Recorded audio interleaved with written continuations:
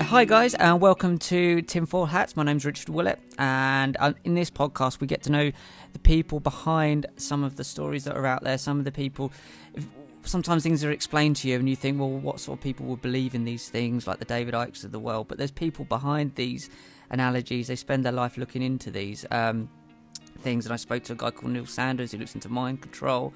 And actually, when you take some of the terminology that's put out by the mainstream media, it actually makes far more sense than you think it does. It's just been made to, they put that conspiracy theory hat on everyone.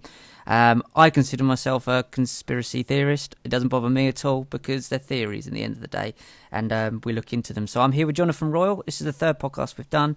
Jonathan is a stage hypnotist, very well known in the 90s and up to the present day, working with people like Paul McKenna, like people with like in that industry. So he's got very good insight into that sort of industry, into the entertainment world, but also into the world of self-development, into the world of psychology, and into the world of the newspapers and the mainstream news and how that affects people in the limelight. So Jonathan, welcome to the show. Hi Rich, thanks for having me back again, and hello everyone who's tuning in. I think you pretty much summed it up well there. Any other bits of the missing jigsaw in terms of why I've got an insight to this will become clearer as we go along in a minute. But I think we should point, just for the record, we should point out we're actually recording this on the 7th of March 2018. Yeah. That's kind of pivotal because something has broken news-wise today, the 7th of March 2018. Namely that a one-time actor who couldn't get the work that he wanted, so he took an opportunity that was offered to him to become a undercover journalist, to use his acting skills to blag. Now, blag in media terms means to pretend to be somebody else, basically, in order to obtain bank details or medical records or basically private confidential information about them, acquire them over the phone or in other manners by pretending to be that person. You're blagging the person on the receiving end into trusting you enough to give you that information. And obviously that is highly illegal. That's something that I think everyone listening immediately gets, that's dodgy, that's illegal. That's kind of the point, because this gentleman, John Ford, was employed by, get ready for this, we're not talking a newspaper like the News of the World, where people now realise that phone hacking went on and other illegal activity. We're not talking about the Sun newspaper or the Daily Mirror, where they've made settlements to celebrities galore, although they haven't admitted liability in the case of the Sun, but they've still made large financial settlements. No, we are talking about a paper, a broadsheet newspaper, not a tabloid, namely the Sunday Times.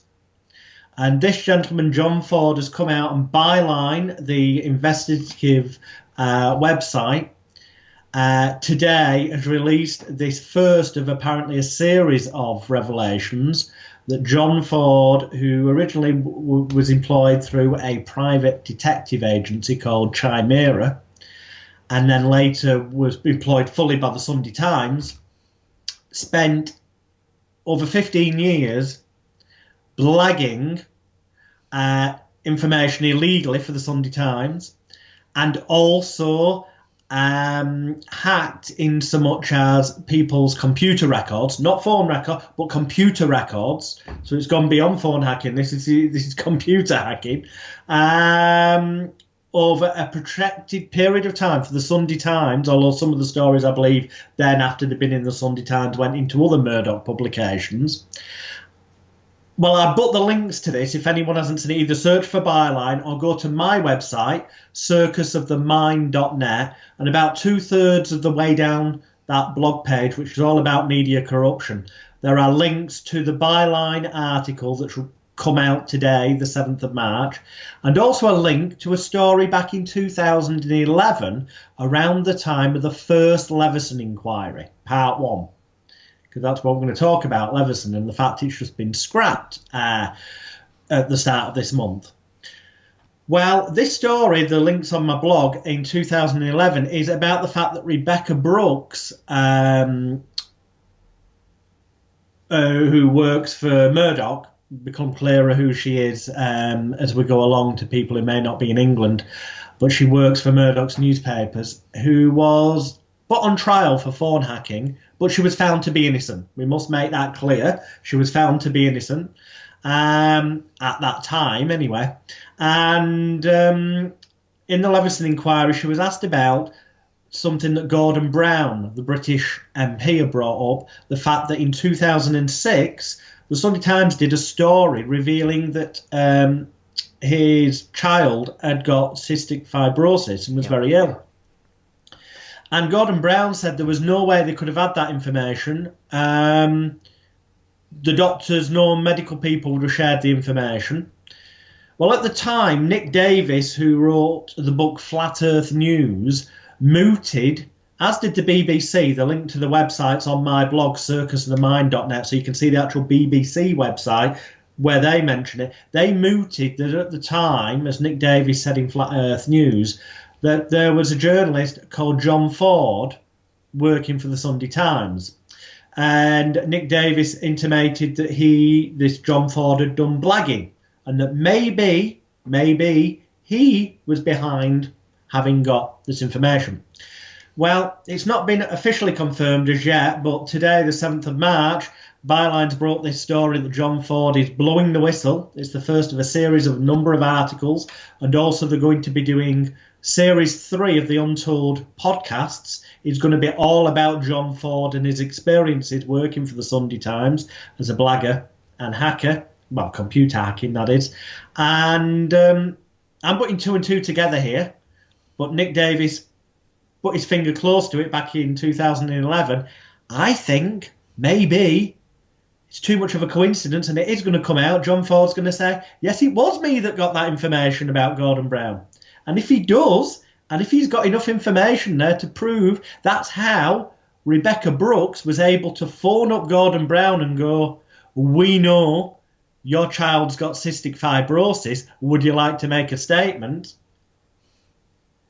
Then, oh dear, TikTok. Maybe some people who've previously been found innocent, maybe there may be new evidence to come to light. Obviously, until new evidence comes to light, people are, of course, innocent as they were proven by a court of law. We must say that. This all will piece together, people. If you don't know what the Leveson inquiry was about, it was brought in. It was set up in 2011 by the then British Prime Minister David Cameron. And it was in response to the fact that basically the News of the World, which used to be Britain's biggest selling newspaper, but was shut down in, was it 2011? I think it was. Yeah. I've got it wrote down somewhere. We'll get to it, but I think it was 2011 off the top of my head. Was shut down after it was discovered they'd phone hacked the voicemails of a murdered schoolgirl, Millie Dowler, which ultimately could have severely, there's no proof either way whether it did or it didn't, interfered in the police investigations because they thought she was alive longer because her voicemails were getting collected. Yeah. And deleted. So the police thought that, that she was still alive. Despicable behaviour. Bear that in mind as we go through this timeline. And I'm going to give you a timeline. I've got some notes here because I want to be 1,000,000% accurate. And that's because this isn't conspiracy theory. This, if anything, is conspiracy fact. Because all of these facts go together. So I'm going to start off with something about me. In 1994, the Sun newspaper, which is also owned, as News of the World was, by Rupert Murdoch, ran an article called Dirty Trancing that claimed that British comedy stage hypnotist Alex Leroy, which incidentally was one of my former stage names, so it was about me, claimed that he hypnotised women into thinking he was their favourite film star, right, and that he then bedded them. Now, the truth of the matter is that I did this as a routine on stage, a comedy routine. But it was reported by the newspaper in a twisted fashion to make it look as though I hypnotised women against their will, or with their consent even, depending on your perception. I'll make it clear I've never, well, for starters, I haven't done this. But even if I had, it would have been with consent, because you need people's consent to hypnotise them. But anyway, that's by the by. It was done as a comedy routine on full view of an entire audience. Mm-hmm. But it was written up as though it was something that happened privately. Now, I admit that at the time I added a bit of fuel to the fire by paying a actress to speak to the newspaper and relate her experiences of having had wonderful hypnosex with me, but fully consensually, and she stressed this. I know that she stressed this because I was sat in the room at the same time that she was interviewed by Christopher Blythe, the journalist. So I know exactly everything she said. Yep. Unfortunately, what they printed in the Sun newspaper was many things that she never said, and things she did say twisted in such a manner that it made it look like it almost intimated she'd been hypnotised against her will, and that she woke up in a house with no furniture after having had sex with the hypnotist whilst thinking that he was Mel Gibson. It was twisted and distorted, sensationalised in a very classic News of the World way, although this was in the Sun newspaper, written by, as I say, a guy called Christopher Blythe, Blythe. So that was my first experience of Murdoch newspapers twisting, distorting, fabricating and blatantly lying. And unfortunately, I did not have like £100,000 spare at the time to be able to go and sue them for defamation of character and printing untrue stuff. And it had an immediate effect on my bookings, in that people didn't want to book me for family hypnosis shows, as you can imagine. So I was kind of forced into having to go down become the adult, naughty, comedy stage hypnotist route in order to carry on getting bookings and carry on making a living. Yeah. It was never what I originally started out doing. I did a bit of adult shows, but I did mainly family shows, ironically. But this kind of forced me into it. It was either that or be out of work. So, I mean, that's worth bearing in mind when you look at my full blog page of circusofthemind.net. Originally, I never set out to be the perceived British bad boy of hypnosis. I never set out to be the most outrageous hypnotist. I was forced into that by the lies and fabrication in the 1994 article by Christopher Blythe. Now, Christopher Blythe's interesting. That was about me. And then in 1998 was the News of the World, when I was trying to expose them. It's a long story, but they were 5 steps ahead of me. They got wind that I was going to try and expose the fake Sheikh Mazza Mahmood's illegal and dishonest techniques, and they stitched me up good and proper.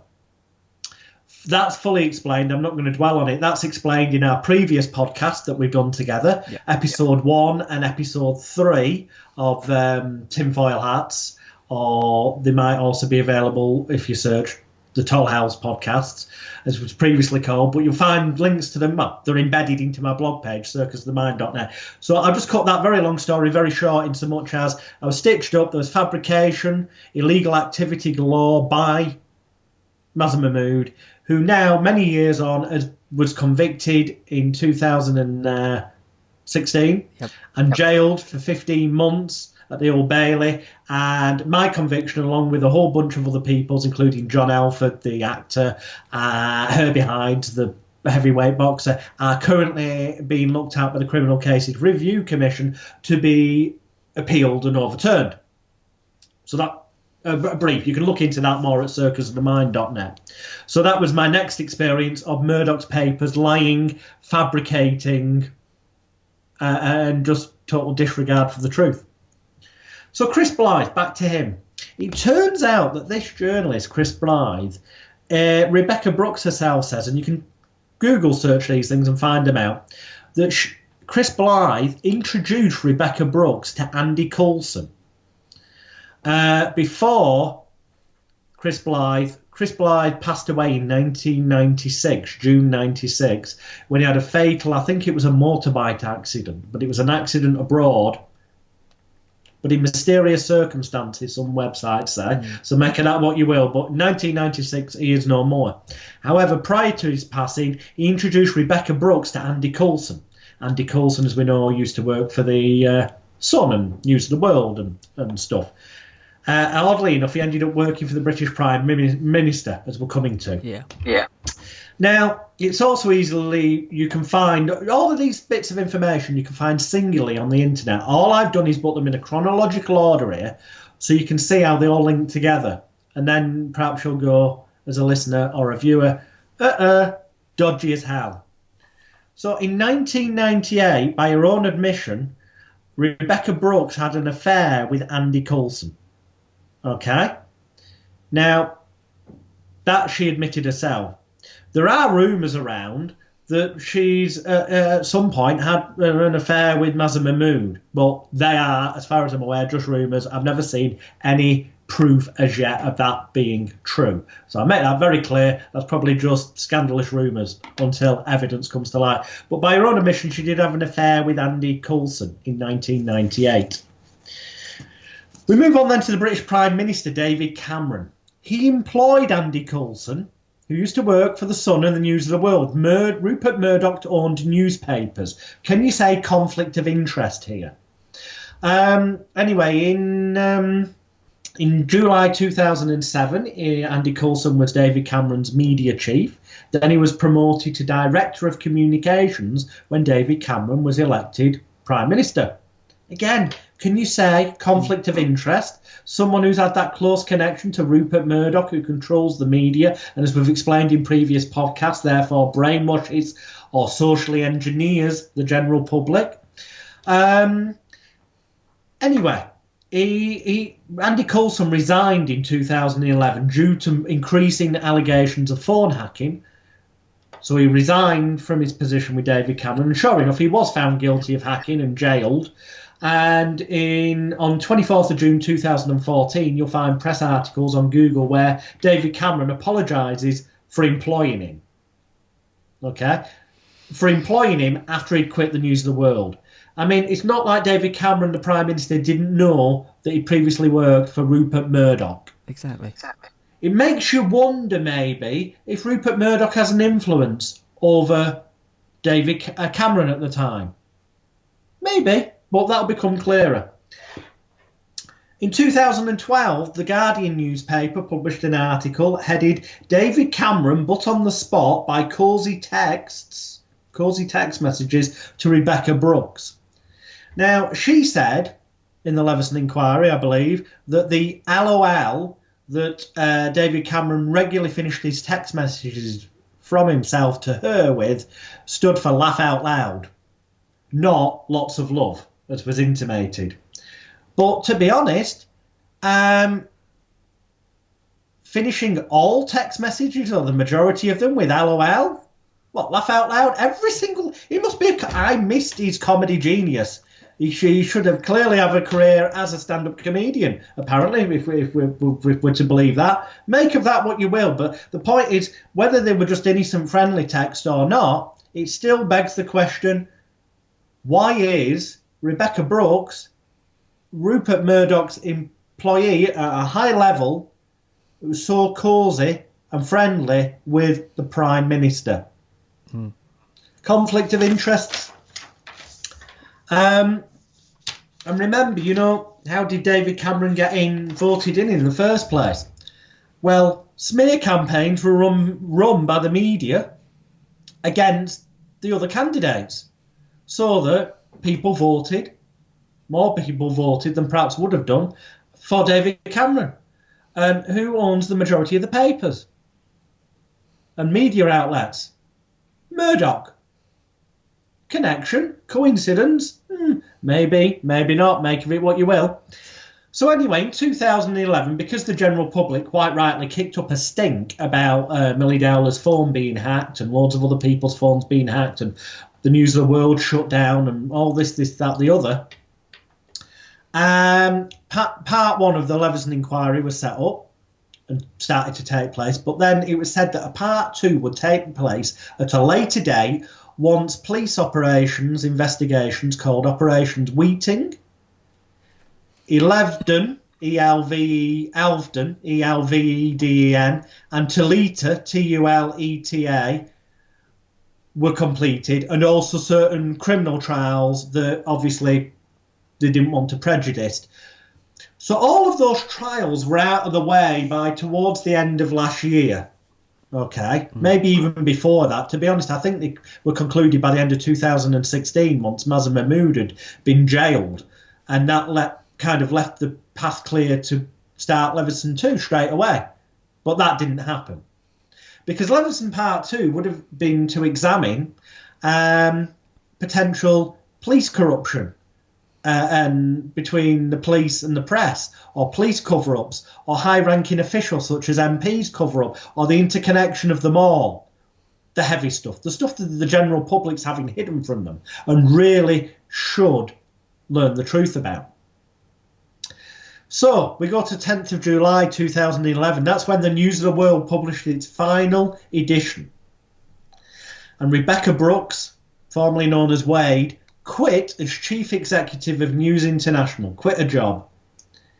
Final edition of News of the World was printed, and according to some sources on the internet, secret recordings were taken, and apparently Rebecca Brooks said to the people that were there, be prepared, there's something along the lines of, I'm paraphrasing, be prepared, there's far worse to come. Yeah. And people for years have been going, what? What's the far worse? What's the far worse? We'll come to that in a minute. As we say, the Leveson inquiry went on,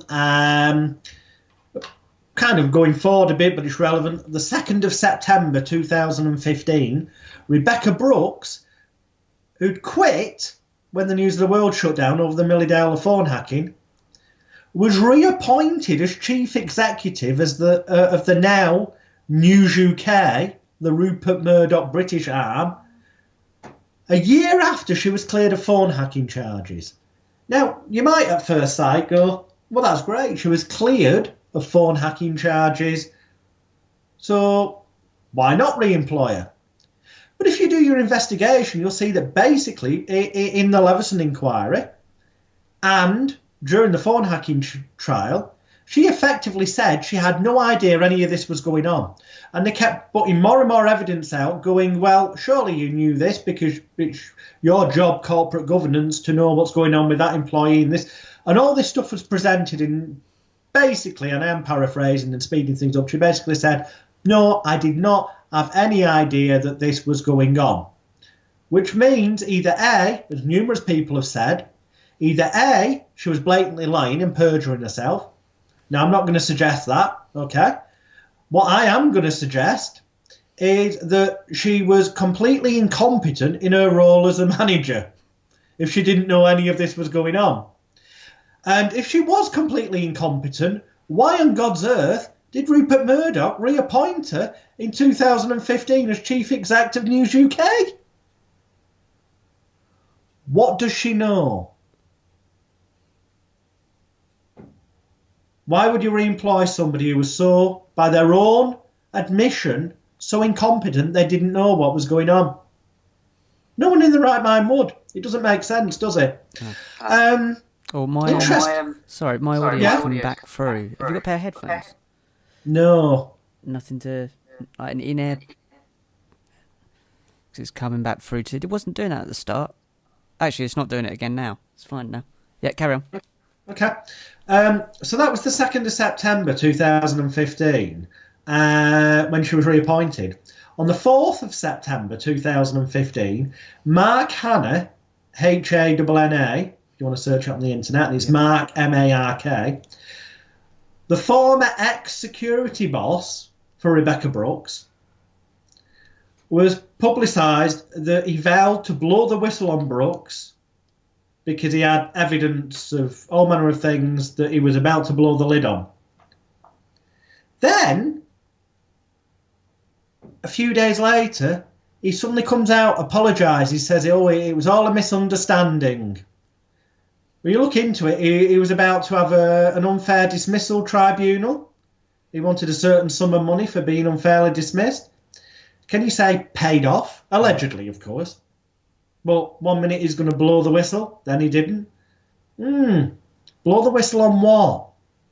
Could it have any possible link to the incompetence of someone who claims they had no clue that these things were going on, but yet still got reappointed. It's very strange. So this is a case of lie after lie after lie, and it's just got so in depth after 20 odd years of this, probably longer, of lie after lie. Everybody's got one over on each other. It could likely be the Russians call it, or is it the Germans? Germans, I think, compromat. Yeah, having something on someone, so that gives them leverage, so that which we'll cover a bit more in a minute. So we're still in 2015. Well, in 2015, Ed Miliband, the Labour MP who was standing to be Prime Minister in the election, spoke out about Rupert Murdoch's power, having too much power, and that he would help dismantle Murdoch's power when he was voted in as Prime Minister. And not surprisingly, as a result, a smear campaign started in the media. And ultimately, as we know, Ed Miliband wasn't voted in, David Cameron was, who was praised by the Murdoch media. How strange, but two and two together. Do you think they might have been cosy? Remember, they know each other, as we know earlier, sending texts to each other and stuff. Interesting. 2015 is also interesting because at the time the Department of Culture, Media and Sport Minister was a guy called John Whittingdale. Yep. And the reason it's interesting is because in December 2015, a lady called Natalie Rowe, R-O-W-E, you can find her on Twitter. She's something of a whistleblower. She tried to break a story to the mainstream media about how John Whittingdale was involved with a dominatrix sex worker, and that also he'd not declared expenses for a trip to MTV trip, and that he'd showed private information to a Page 3 girlfriend, and that he'd had an affair with her from 2013 to 2015. But none of the mainstream media wanted to touch this, which begs the question, why? It sounds to me like a public interest story when someone's, involved, when they're the Minister of Culture, Media and Sport, and that links in with the department that's involved with the Leveson inquiry and corruption. You think things like these would therefore be justifiably public interest. But what if the newspapers will protect, allegedly, let's say a newspaper would protect and suppress stories for people who do favours for them?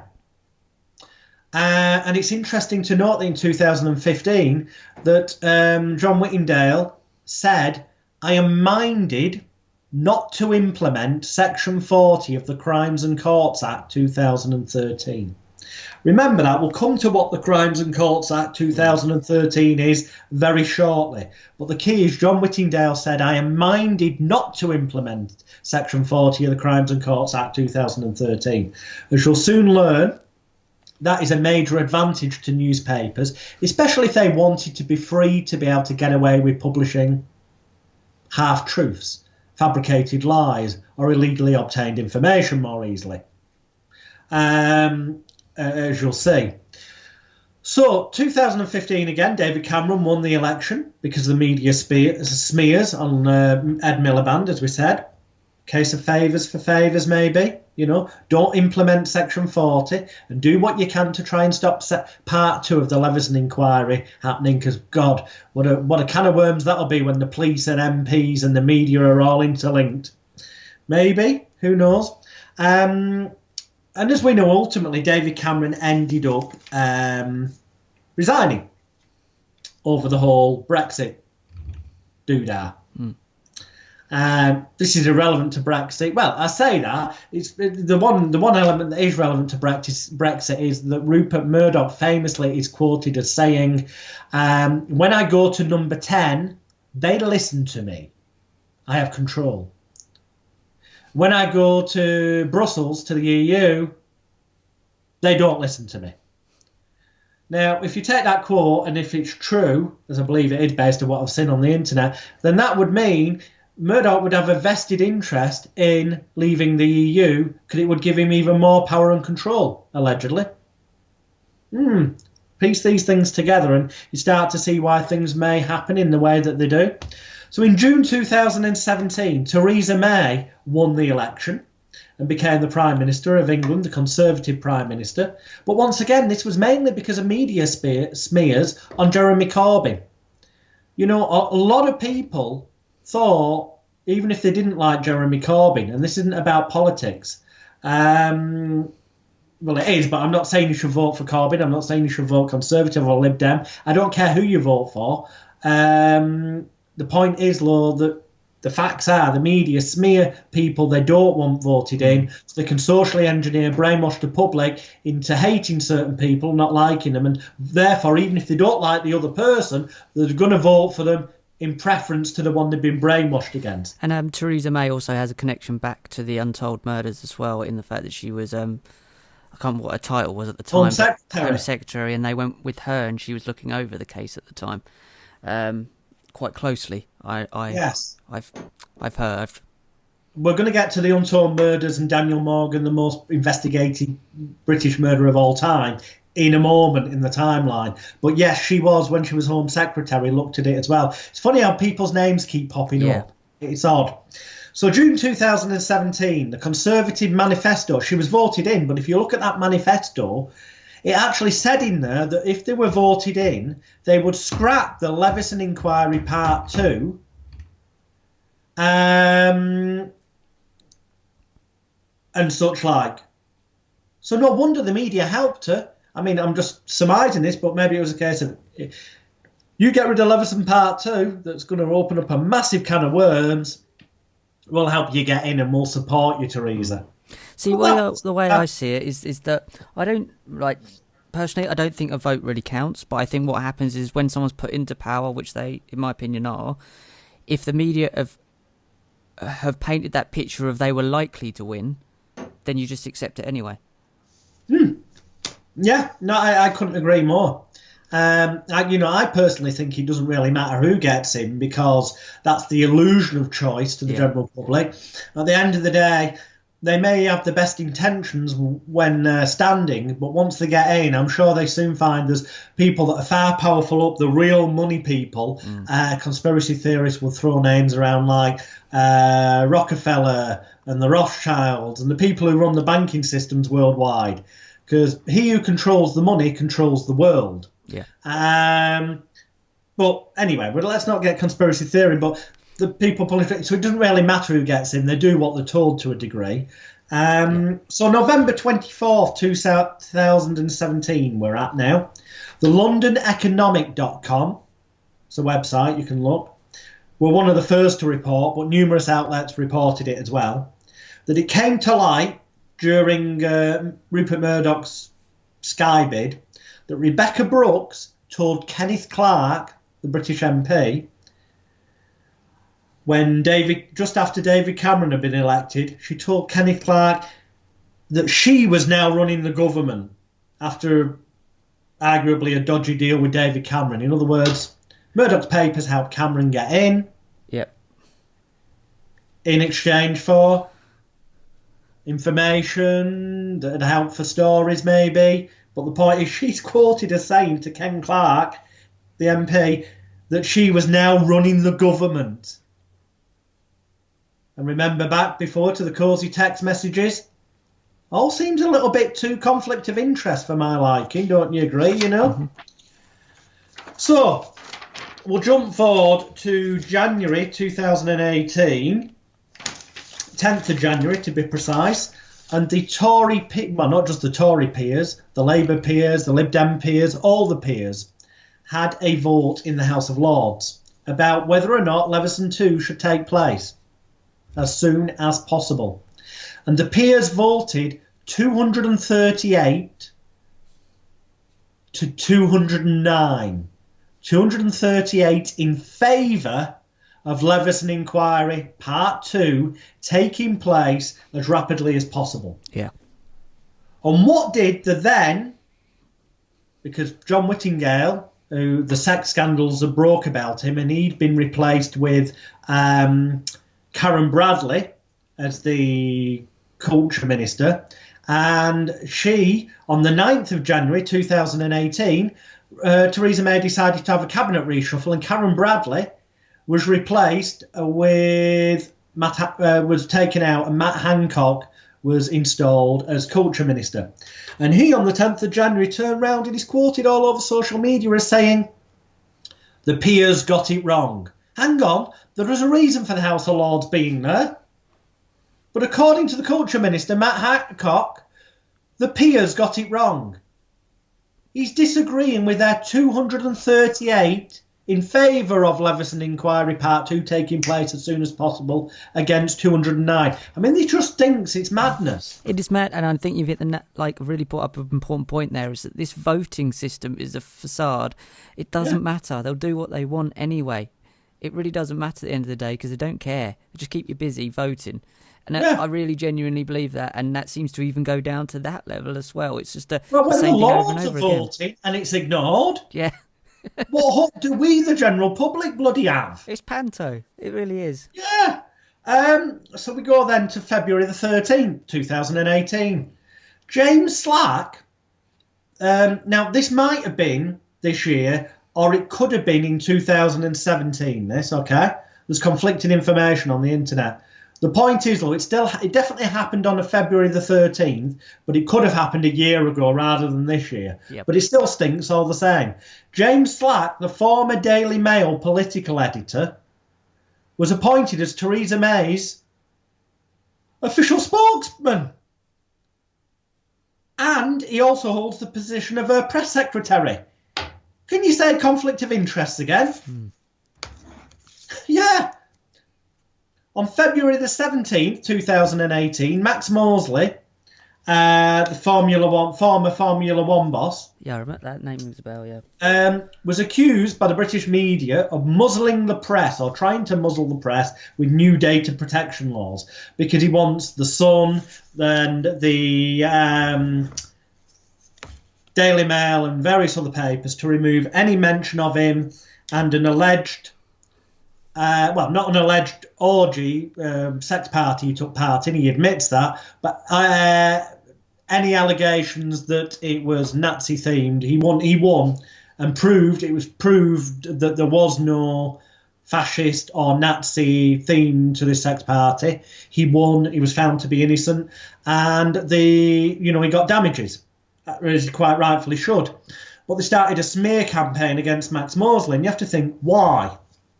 Well, he has, through his family trust, donated money, but he has no control over what's done with it. He's donated money to a thing called Impress, a new press regulator, which is one of its things it's trying to do is strive for Leveson Part 2 to take place. And the other thing is it's trying to give affordable access to justice for medias of press abuse. As you can imagine, some media bosses, especially ones who've got things to hide maybe, are not too happy about that. So there's the motivation to smear Max Mosley, twist, lie and fabricate things. So when they get their solicitors' letters going, remove this information from your websites, rather than replying through their solicitors, they publish a story to smear Max Mosley. Now, this has got no relevance. Yes, Max Mosley's dad was Oswald Mosley of the Fascist Party. And yes, had links to Nazi beliefs and all that. But that was his dad. Max Mosley's openly said that, even before his dad died, long before his dad died in 1980, that his own views were very different and that he stopped helping his dad. And since he's helped people, I know he's helped media abuse victims through, various ways of trying to get the message out there. And it hasn't mattered one iota whether they're Liberal Democrat supporters, Labour supporters, BNP supporters. It doesn't matter in the slightest. He doesn't ask that. If the person has been lied about, illegal activity occurred to them and such like, then he positively wants to help encourage the truth to come out. And I think, so it's not about politics. They're using one thing to smear somebody, but something that happened decades ago that was actually more to do with his dad and it's not relevant now. And that's the thing, is that you can put yourself in the shoes of these people, because if you ever think of anything in your own past where you might think, oh, shouldn't have done that. Of growing up, I've made some silly little mistakes here and there. They'll find that, twist it, and use it. And none of us, well, hopefully, I hope none of us are. The vast majority of us, shall I say, are not the same people we were 5 years ago, let alone 10, 20, 30 years ago. Opinions change, beliefs change, all manner of things change. But they twist things for their own benefit. So then on February the 20th, Jeremy Corbyn released a video on social media warning that media change is coming. Well, that probably worried the media a bit. So they start smearing Corbyn again. Because obviously if he gets in, he said Leveson 2 would take place. February the 23rd this year, 2018. Mr. Justice Mann at the Rolls Building, the High Court as it were, in London, basically orders James Murdoch and News UK that they must confirm in future hearings what they accept and what they deny regarding the hacking claims that have been coming to court. Because he's not happy with things as they've been happening, whereby they've been denying any liability, then on the last minute before people step into the court, they've been paying them off, but without any admission of liability. Now, you might pay off one person, you might say, logically, just because, well, it saves a long protracted court case on a costs-risk ratio basis of the time involved. Sod it, just pay him off, and we can all get on with life. However, if you truly have no liability, why would you pay off person after person after person after person? Which is what has been happening, and that's why Mr. Justice Mann has now said they've got to address what they accept and what they deny. So in future hearings, there could be some interesting stuff to come out there. Yeah, and I think what you've hit in the nail is the head there, is that by doing that, what rabbit hole is this going to open up? Because in itself, the phone hacking thing is, it's not good. Obviously, it upsets a lot of people, but in a lot of people who don't really sort of look into this thing, they go, well, why is that relevant? Why is that going to hurt my life? Well, I think we're about to get into what that leads to and why that is so important to cover that up. Oh, this is relevant to all human beings, not least of which is because if they can lie about certain things, what else are they lying about? You have to ask yourself that. What else are you being misled, brainwashed, socially engineered over? Well, definitely who to vote for example, but then that affects all areas of your everyday life, how much you get taxed. It affects all manner of things. So it is important to look at these things. So now we're at February 28th this year. All the media attack Max Mosley, again, saying that his name's on a racist leaflet from back in the 60s or 70s or whenever, saying that he printed it, distributed it. He says he has no recollection, and that therefore, he stated on TV that he's not even certain the leaflet's genuine. Of course he's not. It's 1960s. He can remember. But if it was to turn out it was genuine, which he has no recollection of, that he's not the same person.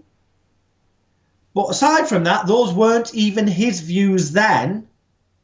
He was merely working, if you like, as a leaflet distributor, printer, publicist for his dad. Yeah. Who he should not be held accountable. Just because his dad believed one thing doesn't mean it doesn't. I don't believe the same things as my dad does. It's illogical. Only the press would go, because your dad did that, this means that you're like this. And even more illogical to go, that because your dad did that years ago and because you were associated with him at the time, well, of course, you were young and influenced by your father. But that means you're the same person decades later. Does it, buggery? But it does when the media want to smear somebody, especially if that person is helping, give charitable funding to something like an independent media regulator called Impress, that wants Leveson Part 2 to take place and could open this big can of worms and threaten the likes of Viscount Rothmere and Paul Dacre at the Daily Mail, or Rupert Murdoch and other media moguls. So, and the irony, the Daily Mail, I believe, from research on the internet, were, up until around 1980, when Oswald Mosley died, sympathetic to Oswald Mosley and the British Union of Fascists. And indeed, if you search, Viscount Rothermere wrote an article kind of in defence of him years ago. It's strange how they change their opinions when they've got a different agenda. Of course they do, and they try and paint a world of black and white, printed in black and white. Life doesn't happen that way. Things change. Exactly. And that's what people need to remember. But on the 1st of March this year, we're getting closer up to date because today is the 7th of March, the Leveson Inquiry Part 2 was officially scrapped. Despite promises by David Cameron, despite promises by Theresa May along the way, despite promises from other people, to the Dowler family, the family of murdered schoolgirl Millie Dowler, despite reassurances made face to face by Theresa May to Alistair Morgan, the brother of Daniel Morgan, who was murdered, who was the fourth most investigated, well, no, not the fourth, it's been investigated at least 4 police inquiries. It's the most investigated murder in British history. We'll come back to that in a minute. Despite these people being reassured and other victims of media abuse being reassured Leveson Part 2 would take place, they've scrapped it. Matt Hancock, but more than that, Matt Hancock, the culture minister, stood up in Parliament and blatantly said that Sir Brian Leveson was consulted on this, and that in his letter he'd said that Leveson Inquiry Part 2 should not take place in the form it was originally intended. Well, the truth is, and there is a link to Sir Brian Leveson's letter, the original unedited version, on my blog page, circusofthemind.net, about 2/3 of the way down. And if you read it, you'll see that Sir Brian Leveson says Leveson Part 2 should take place as soon as possible. And that whilst he doesn't think that all of the things it was originally going to look at need to be looked at because some of them have already been concluded by criminal convictions being gained, that there are now new things that need to be looked at in their place. So the scope of it should in fact be widened to look more closely at things like what was going on with the fake Sheikh Mazza Mahmood, who's now been exposed and jailed, and other things. So basically, Matt Hancock blatantly lied in the House of Commons to deceive and mislead the general public. It gets even more bizarre. As you can see at the links on my blog, circusofthemind.net, the government did an inquiry to the general public about a year ago asking them whether they thought Leveson should take place. And all the newspapers with a vested interest in it not happening published things going, please cut out this slip, put your name and address on it and send it using the free post that we're paying for or whatever to this survey. That at the time was being run by Karen Bradley, but obviously, well, it was concluded by Karen Bradley, but it was Matt Hancock that announced the results of it. And the links to the results of it, they're on the same page as Sir Brian Leveson's letter. The link's on my blog, circusofthemind.net. When you look at it, you'll see that although they counted to come to their conclusion that the majority of the public didn't want Leveson Part 2 to take place, they counted every one of the slips they got from national newspapers who have a vested interest in it not taking place and were encouraging the public by nature of their stories, twisted, saying that Section 40 of the Crimes and Courts Act would stop the press from being able to print stories that were true. Well, as you'll see in a minute, that itself is a complete lie and twisting the truth. So they brainwashed and socially engineered the public to send these slips in by basically lying to them. They were counted, and so it was concluded that the general public didn't want Leveson Part 2. What they didn't count is the 138,000 signatures in favour of Leveson Part 2 taking place that was collected by the, 180 Degrees, or what, the website petition that was set up. If they'd have been counted in, I've worked it out myself, if they'd have been put in, my maths, basic maths, look at it yourself, but my basic maths says the conclusion would have been that more people actually wanted it to take place. It's just regardless of the vote, anyway, it's the right thing to do. Yes, there is that as well. Where does that come in? Well, yes. What sort of world do we live in where the right thing to do should be voted on? It's sad, isn't it? Ethics and morals don't seem to come into it. So this has been swept up, swept under the carpet, completely mental. So that's on the 1st of March. On the 6th of March, again, I'm not sure if that was this year or last year, but it doesn't matter. It's still on the 6th of March and it still stinks, whatever. Theresa May appointed Dylan Sharp, the former Sun newspaper PR chief, as her head of broadcasting. How many times can you say conflict of interest? Yeah.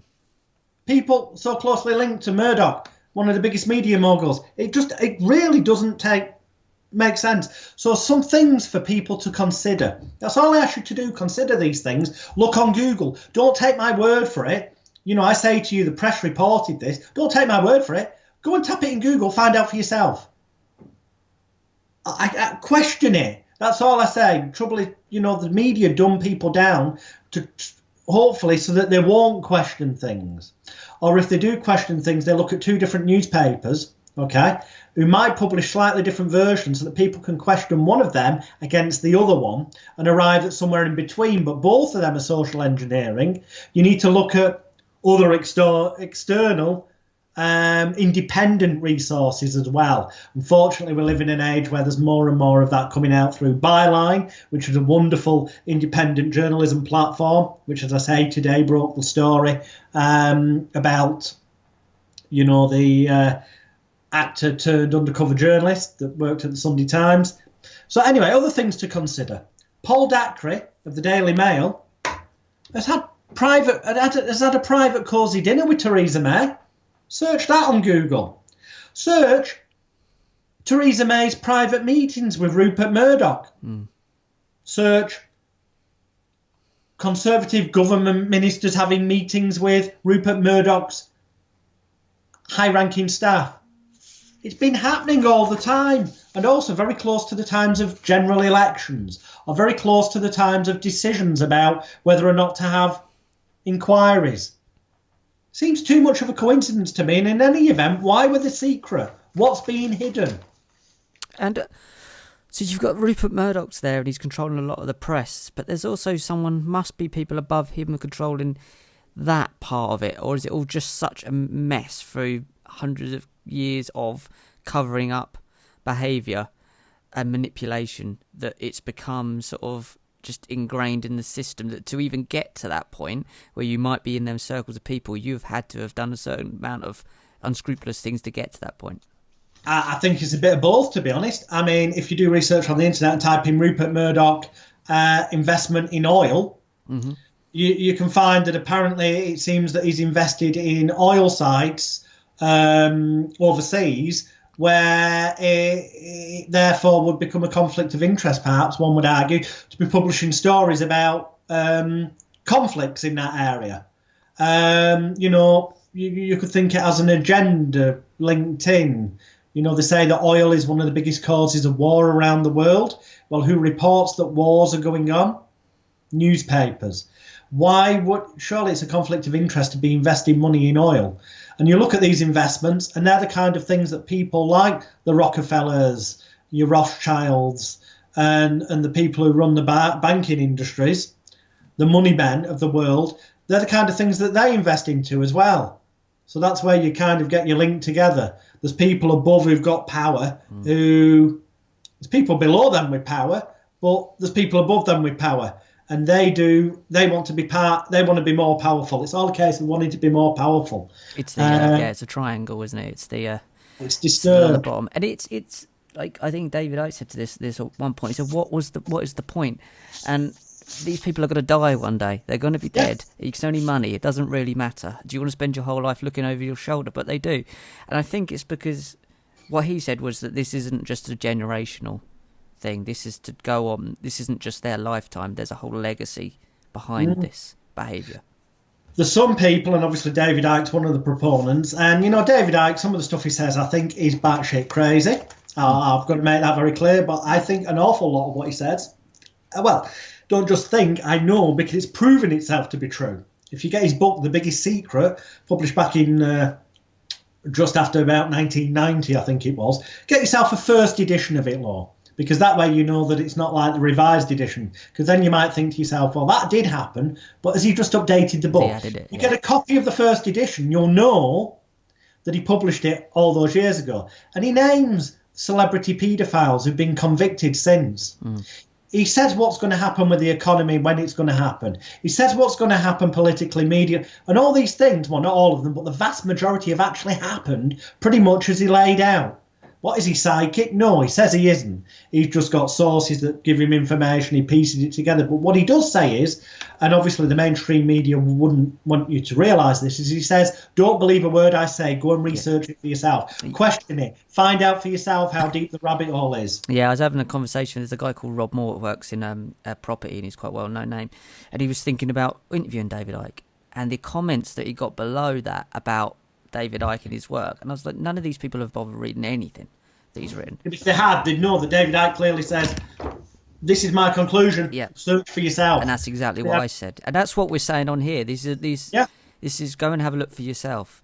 Take the time to go and have a look for yourself, because you'll. And when you do, and I've given you a load of links to start off with, search the things I was saying about, but also go to circusofthemind.net and click on the links there. When you do, it'll take you to other places, and the rabbit hole's so deep, you'll realise I'm not even scraping the surface on how scary and almost like living in a world of science fiction, it seems, as you realise what is really going on. It's really bizarre. I've been looking into this for many years myself now. I'm only 27, so probably... No, I'm not. I'm 37. It's another 10 years on top of that. Hey! You're back in the But I started working with a gentleman a couple of years ago, Brian Harvey, that was in E17. And this, we'll mention Brian in a minute, yeah. We'll speak about Brian later, but it opened my eyes up to even a lot more, and it was just so fascinating. At the time, I started looking into Untold Murders with Peter Jukes. I spoke to Peter Jukes recently as well, and it's such a mess and a convolution of information, but the same names keep popping up, and you'll read a book and you'll think, didn't even heard that person, but now it's popped up in 4 or 5 books, and it's almost, it isn't funny, but it almost is absurdly funny that this can go on.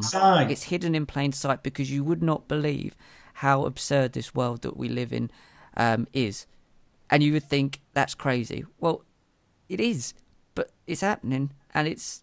The crazy thing is that you don't believe it.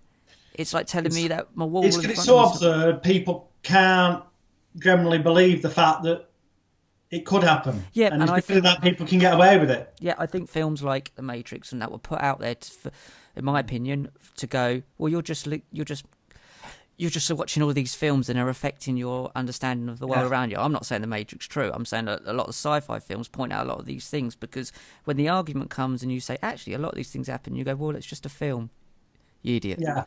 And I think that's kind of like their way of saying... They can dismiss people as conspiracy theorists. Yeah. The thing is, when something is then proven to be true and happened, and people end up having to admit it, at one time, you'd be a conspiracy theorist to say the newspapers were hacking people's phones.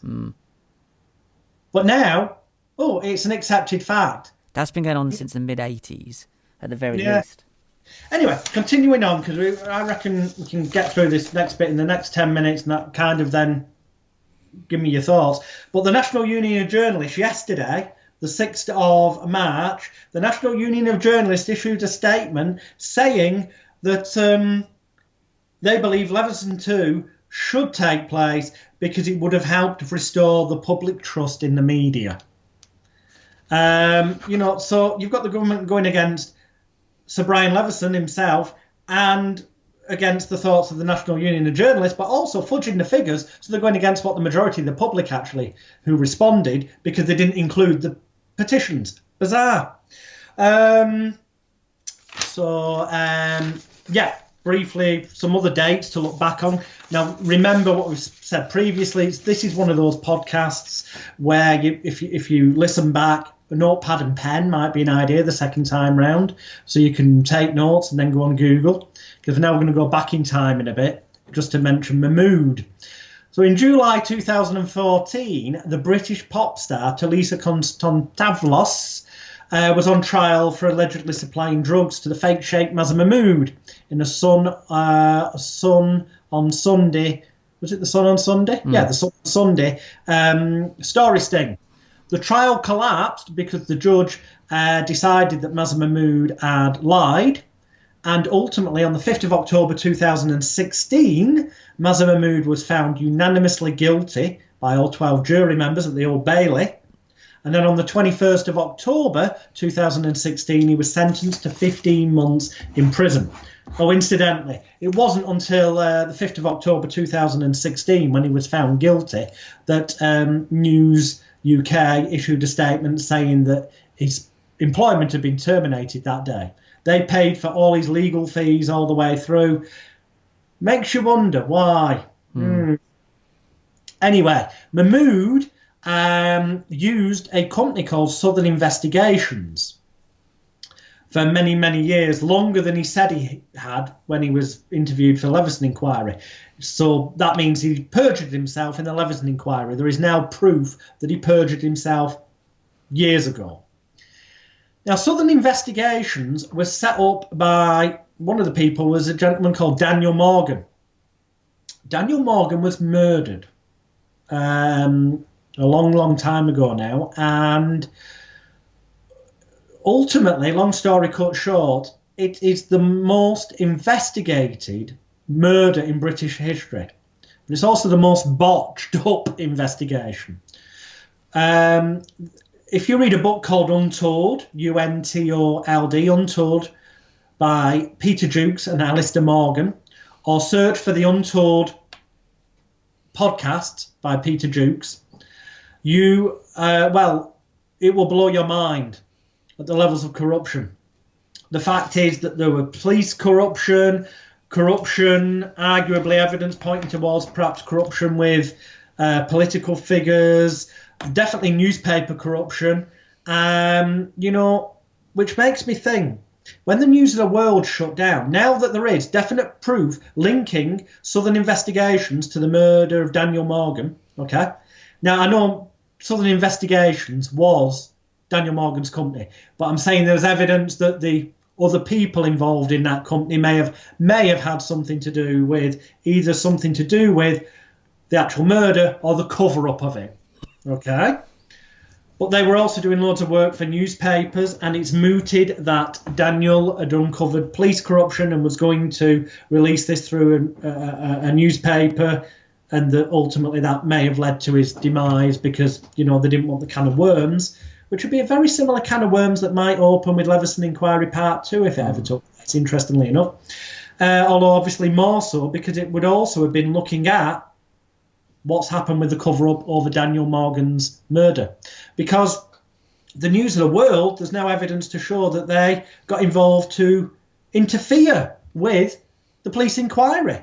I'll come back to that in a minute. So when the News of the World shut down, I remember I said earlier that Rebecca Brooks apparently is reported to have said to staff that there's worse things may come to light.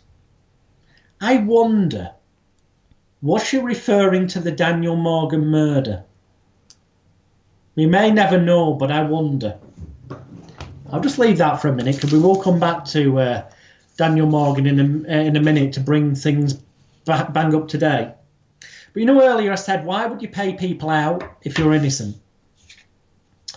Well, consider this. On the 11th of October 2017, former British football boss Sven-Göran Eriksson, it's reported by the media, won a massive payout over the story the News of the World printed, the fake Sheikh Mazza Mahmood did, where they recorded Sven saying various things. Now, I don't think Sven's ever denied saying those things because there's video evidence that he did. But how did they twist it ultimately? Who knows? Well, at the end of the day, the question is, why have they paid him out? To avoid it going to court, maybe. Well, if it was to avoid it going to court, what do they want to avoid coming out in court? I don't know. But maybe you think I'm losing the plot, but let's look at the 21st of January 2018. Oh, the Mail on Sunday publishes an article that Fergie's demanding 40 million from Murdoch over a fake shake sting. Similar type of sting where they got to say things like they got Sven to say, but they try and make her look ridiculous and money grabbing and this, that, the other. Well, maybe, who knows? It's pure conjecture. Maybe Murdoch called in favours. I know that was in the Mail on Sunday, but all of this, the more that kind of stuff is smeared, the more chance there was perhaps maybe of Leveson Part 2 not taking place. Yeah. Which obviously now is what's occurred. We go back to the 7th of September 2017. You can search this on the net. News Group settled 17 cases related to phone hacking. In other words, they made financial settlements to 17 celebrities and members of the public as well. It wasn't just celebrities who got hacked. To avoid having to go into a courtroom. Why? One maybe, but that was 17 in a day. And then, again, before Christmas, there were other hacking claims settled before it got into court. Why? 18th of January 2018, various claimants versus News Group Papers, which is Murdoch's. Search the headline, TV stars settle six-figure hacking claim. And you'll see various TV stars settled their claims on the day they were supposed to be starting stuff in court. What is it they don't want to come out in court? And will it come out now that the judge has turned around, as we mentioned earlier, and said you've got to admit what you admit and what you deny in terms of liability? Or they're just going to carry on paying people out? It begs so many questions. So that's that element of things. Surely that gives reason to say, surely there should be a Leveson Part 2 to find out what the hell's really going on there.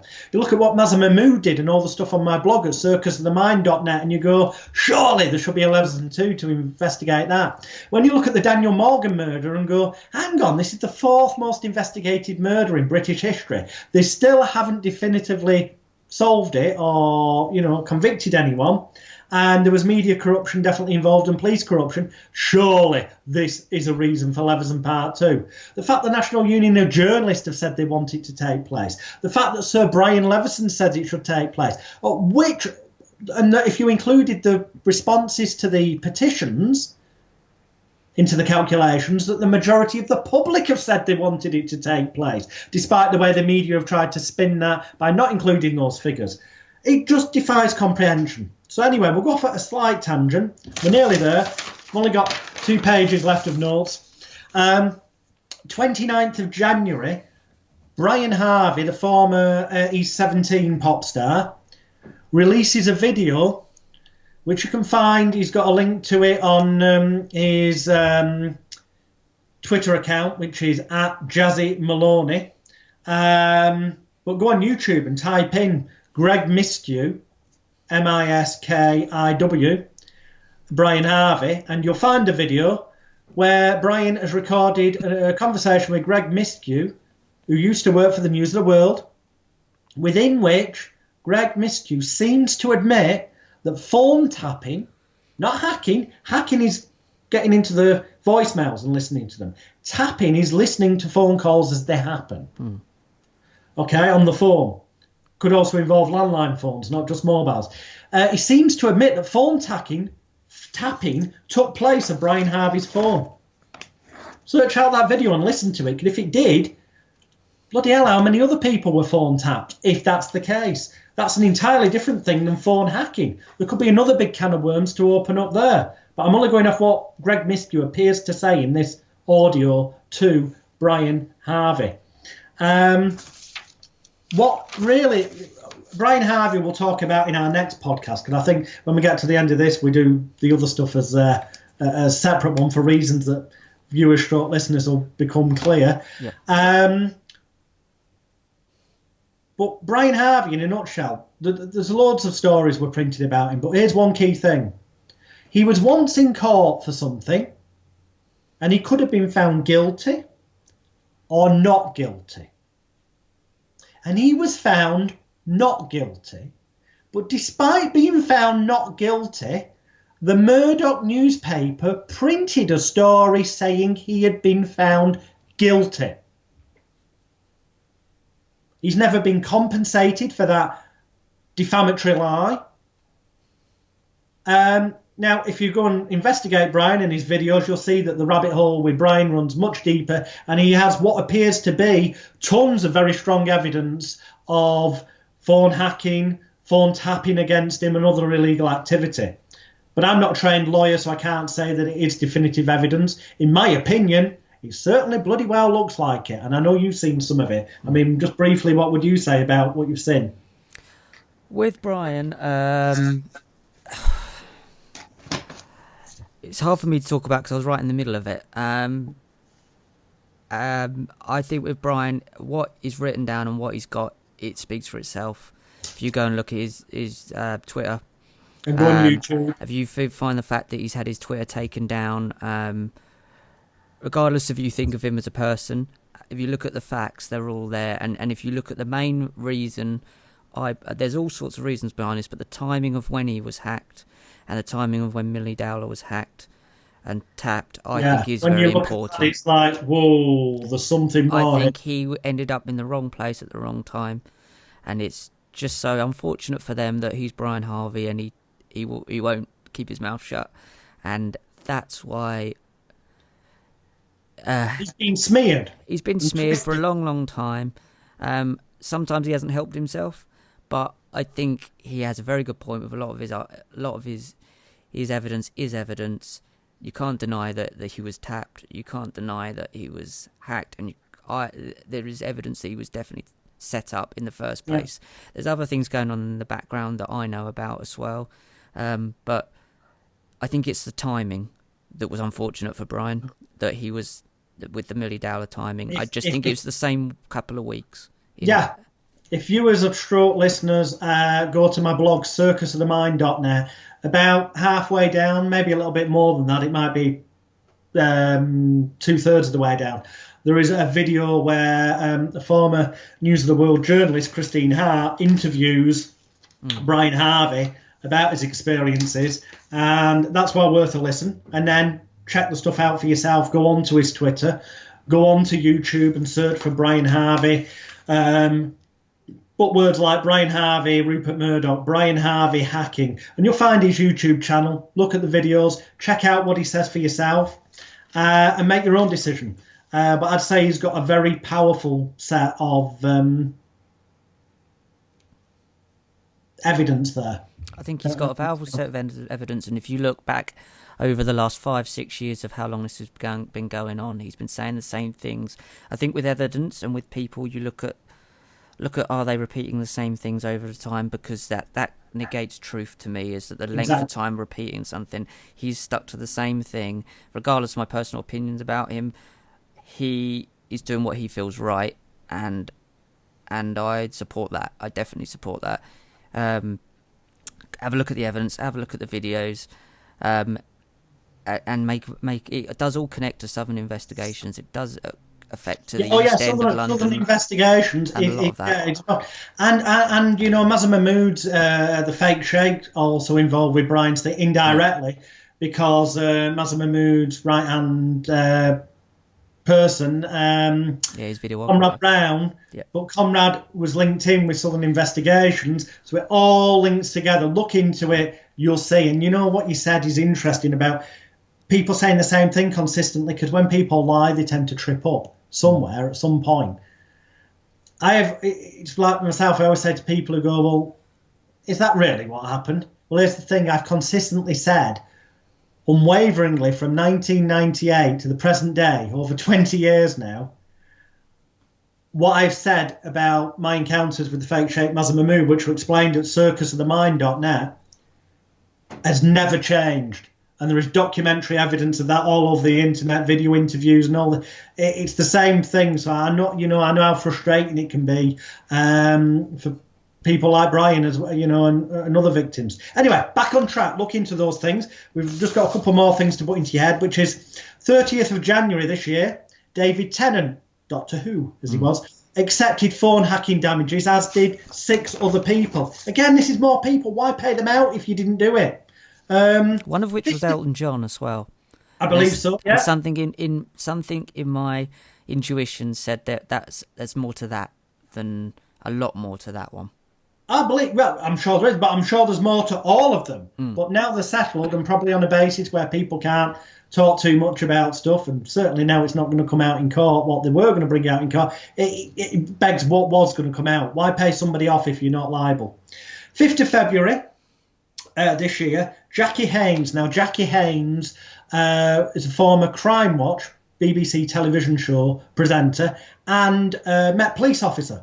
Wasn't Jill Dando as well? Jill Dando was Crime Watch presenter. Yeah, Jill Dando, who was murdered in what lots of people say was a contract kill, although there's people, conspiracy theorists out there that say that she had come upon, for example, evidence that the likes of Jimmy Savile were involved in satanic paedophile VIP abuse rings and that she was murdered to shut it up. Some people say that. And you know what? Well, we might be looking into things like that in our next podcast together. Yep. So we'll leave that. But yeah, Jackie Haynes was a Crime Watch presenter and Met police officer, and her husband was in the police. Her husband was one of the people on one of the there were several different investigations, but one of them into the Daniel Morgan murder that we mentioned earlier, her husband was investigating. And it turns out the News of the World started surveying the house, hacking his phone and her phone, and all manner of other stuff. She's always said this happened. Obviously, they denied it. But on the 5th of February 2018, this year, Jackie Haynes got an apology in court from News UK where they admitted what they had done.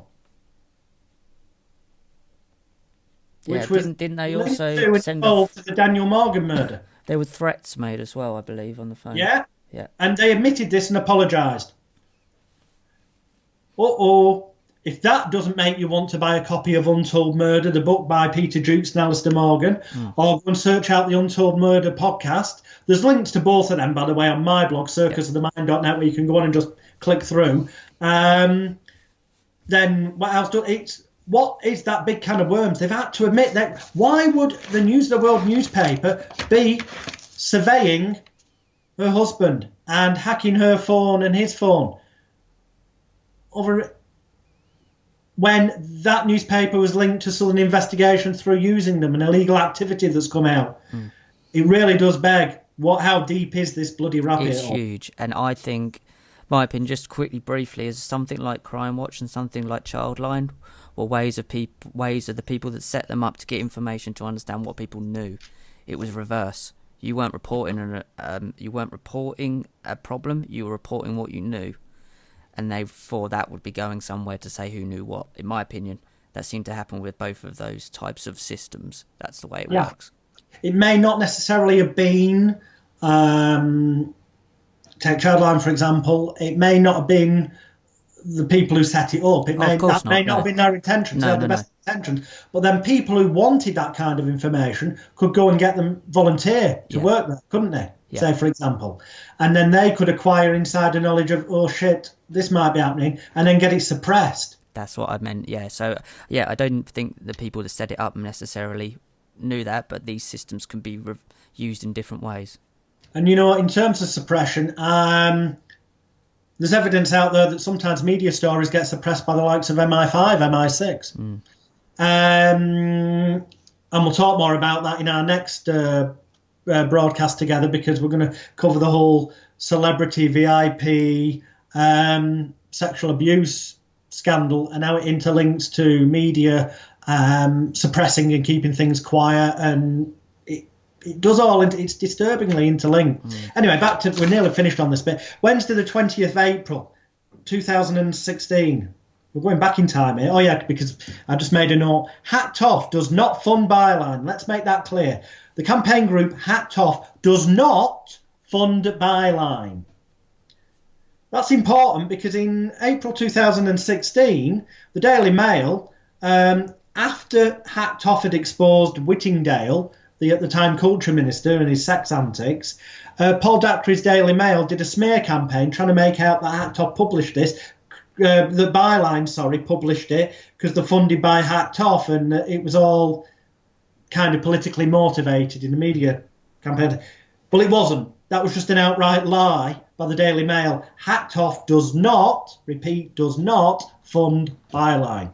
But it's just another example of smear campaigns, lies, to distort the public. And that's where the final thing, and I want to read this word for word so that people, is that it's not just about Leveson Inquiry Part 2 being suppressed and the truth not coming out, because the truth would have come out about police corruption, political corruption, media corruption, interlinks between them all. God knows how deep the rabbit hole goes. But it's also the fact that Matt Hancock also said the same day, as soon as possible, he's going to repeal Section 40 of the Crimes and Courts Act. He said that. Now, here's the thing. The media would want the public to believe the Crimes and Courts Act, Section 40, but them at harm from reporting the truth. That was that the public would then be deceived into saying we don't want Leveson Part 2. Can we want a free and accountable press? Well, if you want a truly free and accountable press, it's my suggestion that you join campaign group Hacked Off and look into what they're trying to do and, sign the petition for Leveson Part 2 to take place. Look at also search out the information that Dr. Evan Harris has put out there through Hacked Off about the reasons why Section 40 being implemented and Leveson 2 should take place. Basically, I'll read you this. Section 40, Crimes and Courts Act. The media would like you to think it would suppress them, but the only reason it would suppress them is if they were lying, fabricating stuff, or doing things illegally. If they were operating in an honest manner, or they believe themselves to be honest, then it won't bother them. You'll see what I mean. Section 40, Crimes and Courts Act. Publishers who decline to allow complainants to be taken to a recognised press regulator, for example in press, but they could quite easily turn IPSO there. Now IPSO is a thing that's set up by media moguls within themselves. It's like a boys' club. But if they were to go and get a Royal Charter, Royal Approval, whatever it's called, they could then have the same stature as in press. So it's not true to say there is only one option. There's many options for them if this had gone ahead. So publishers who decline to allow complainants to be taken to a recognised press regulator for low-cost arbitration systems, thereby forcing the complainant to go to law in order to gain redress, would have to pay both their costs, the newspaper's cost, and the cost of the complainant, the person bringing the complaint, even if the newspaper won. Now, yes, that sounds unfair, but that doesn't ever have to happen if the newspaper agreed to be a member of an independent regulator that was enforcing Section 40. And if somebody came along and tried to sue the newspaper, saying what you printed about me is lies, for example, or an invasion of privacy or whatever, the newspaper could turn around and say, well, we're a member of this independent body. And as a member of that independent body, I would suggest that you go to, not court, but to this low-cost arbitration where it's about only going to cost you a couple of £100 rather than thousands to get into court.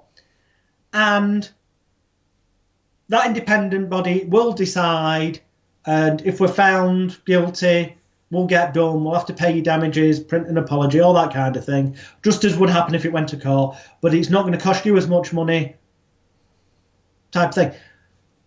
Then if that individual said, no, sod you, I'm taking you to court, sod your low-cost arbitration, and they were to take the newspaper to court, it would mean that the person taking it to court, even if they won, whereas winning in the past would have meant they could have requested and most likely got their costs paid for, there would be a very strong argument for the newspapers not to have to pay their costs.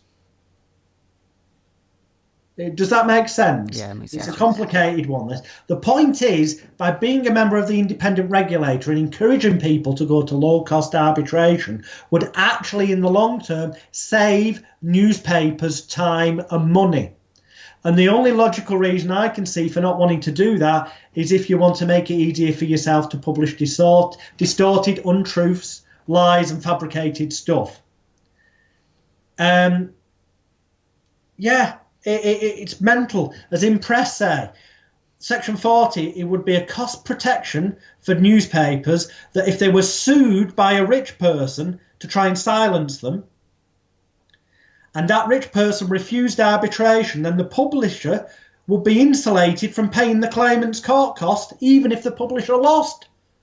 So it's actually in their favour, surely, to avoid these chilling effects, as it gets talked about, to join such a regular... But no, they don't want to, and you've got to ask yourself, why?